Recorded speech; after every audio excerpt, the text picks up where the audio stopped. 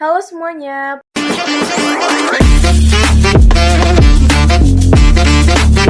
Perkenalkan, aku Sastia Apriliani dengan NIM 245116011. Di video kali ini aku akan membahas penyelesaian soal ujian akhir semester untuk mata kuliah Akuntansi Keuangan 2. Aku akan menjelaskan penyelesaiannya supaya lebih mudah dipahami.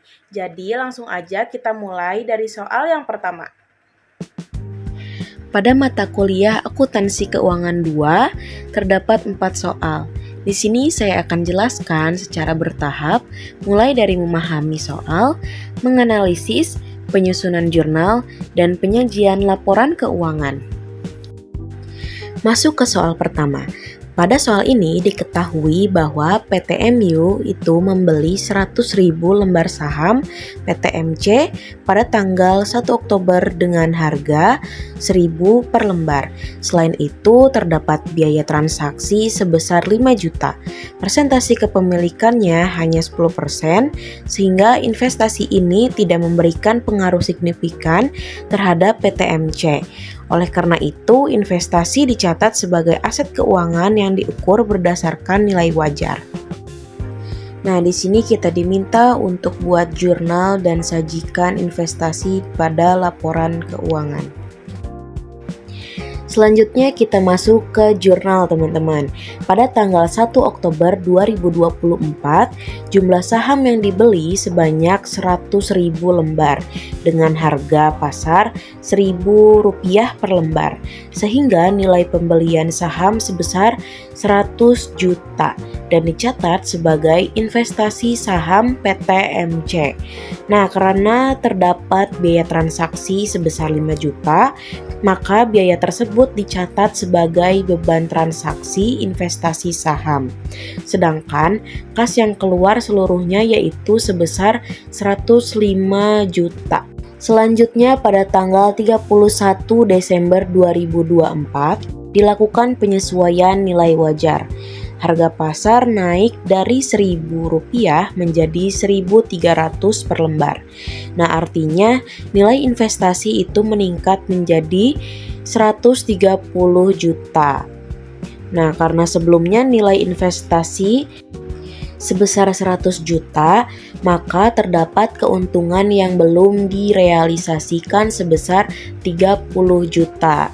Nah, keuntungan ini belum benar-benar diterima karena saham belum dijual, sehingga hanya diakui sebagai keuntungan belum direalisasikan.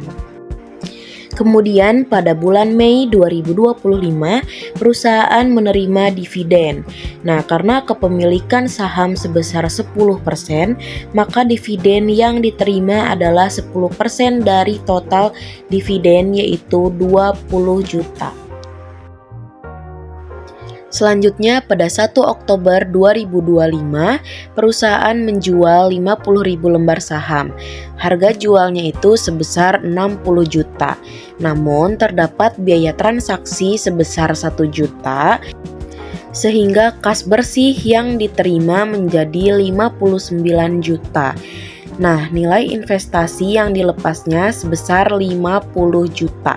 Dengan demikian, perusahaan memperoleh keuntungan penjualan saham sebesar 9 juta. Dan selanjutnya dilakukan kembali penyesuaian nilai wajar pada 31 Desember 2025 sesuai dengan harga pasar yang berlaku, yaitu sebesar 30 juta. Setelah seluruh jurnal dibuat, untuk menjawab soal B adalah menyajikan investasi dalam laporan posisi keuangan. Nah, pada PTMU per 31 Desember 2024, nilai investasi saham yang disajikan sebesar 130 juta karena telah disesuaikan dengan nilai wajarnya. Sedangkan pada akhir tahun 31 Desember 2025, investasi yang masih dimiliki tinggal 50% dari jumlah awal, yaitu 100 juta, sehingga nilai investasi yang disajikan sebesar 50 juta. Pada soal kedua, kita diminta menjelaskan macam-macam pendapatan. Nah, pendapatan dibagi menjadi dua, yaitu pendapatan operasional dan pendapatan non-operasional. Nah, pendapatan operasional berasal dari kegiatan utama perusahaan seperti penjualan barang ataupun jasa. Terdapat pendapatan jasa dan pendapatan dagang. Pendapatan jasa yaitu pendapatan dari pemberian layanan, keahlian, atau jasa. Sedangkan perusahaan dagang itu adalah pendapatan dari penjualan barang dagangan. Nah, kita masuk kepada contoh jurnalnya. Pada bulan Juni 2026, perusahaan menerima pembayaran tunai atas jasa konsultasi sebesar 5 juta. Nah, karena perusahaan menerima uang tunai, maka akun kas bertambah di sisi debit, sedangkan pendapatan jasa bertambah di sisi kredit. Lalu yang kedua ada pendapatan non-operasional, di mana pendapatan yang dihasilkan dari sumber sekunder atau aktivitas di luar kegiatan utama bisnis atau pendapatan lain-lain. Nah, terdapat beberapa bagian. Yang pertama ada pendapatan bunga, di mana keuntungan dari bunga simpanan atau deposito bank yang diakui menggunakan metode bunga suku bunga efektif. Lalu ada pendapatan royalti, di mana diterima dari penggunaan aset perusahaan seperti hak paten, hak cipta, akun diakui berdasarkan garis lurus selama periode waktu perjanjian royalti. Lalu yang ketiga ada pendapatan dividen, di mana diakui ketika muncul hak pemegang saham untuk menerima pembayaran dividen, yaitu pengumuman dividen. Lalu yang keempat, pendapatan sewa, di mana pendapatan dari menyewakan aset seperti gedung dan peralatan kepada pihak lain. Lalu di sini ada contoh jurnalnya. Pada bulan Agustus 2026, perusahaan menerima pembayaran sewa gedung untuk periode mendatang senilai 60 juta. Yang berarti bahwa perusahaan itu menerima pembayaran sewa di muka. Karena jasa sewanya belum diberikan, maka belum boleh diakui sebagai pendapatan. Oleh karena itu dicatat sebagai pendapatan sewa diterima di muka yang merupakan kewajiban perusahaan. Selanjutnya kita masuk ke soal nomor 3 yang membahas tentang akuntansi sewa. Nah, pada soal ini diketahui bahwa PT Lisa menyewa sebuah mesin dari PT Lesi selama 5 tahun. Nah, selain itu juga diberikan informasi mengenai nilai wajar aset, nilai residu, tingkat bunga, pembayaran sewa, dan umur ekonomis mesin. Nah, dari data tersebut kita diminta menentukan jenis sewa, kemudian membuat jurnal dari sisi penyewa dan pemberi sewa hingga pembayaran sewa kedua. Nah, pada soal A kita diminta menentukan jenis sewanya ya teman-teman. Nah, berdasarkan informasi pada soal, kontrak tersebut termasuk sewa pembiayaan atau finance lease. Di mana hal ini karena nilai kini pembayaran sewanya mendekati nilai wajar aset, sehingga manfaat dan resiko kepemilikan pada dasarnya berpindah kepada penyewa.